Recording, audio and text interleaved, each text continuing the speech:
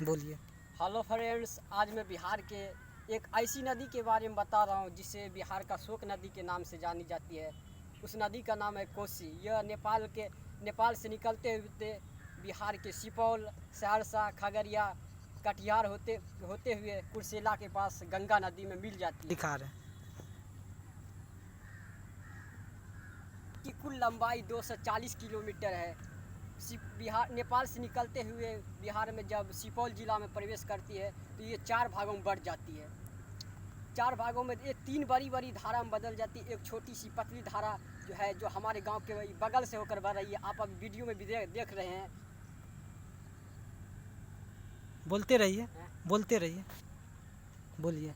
ये नदी बिहार हर साल बाढ़ लाती है, जिससे बिहार के बहुत सारी फसलें बर्बाद हो जाती है। कई रबी खरीफ फसलें हैं जो इसलिए हमारी सरकार ने 1953 में इस नदी के बाढ़ को रोकने के लिए नदी के दोनों तरफ पश्चिम और पूर्वी छोर पर बांध का निर्माण किया।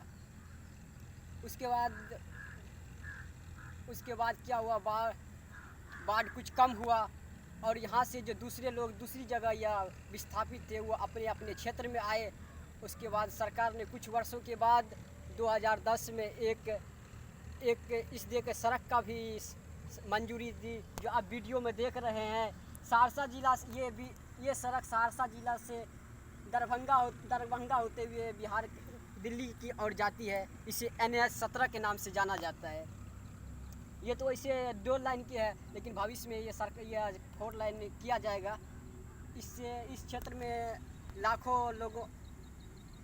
में काफ़ी कारखाना भी खुल सकता है, जिससे लाखों लोगों को रोज़गार भी मिलेगा। और आप इस नदी में देख रहे हैं कि इसमें काफ़ी मछलियां हैं, जो यहाँ के क्षेत्र के लोगों को एक भोजन का मुख्य स्रोत है। और यहाँ के लोग इसको मारकर आजीविका अपना चलाते हैं।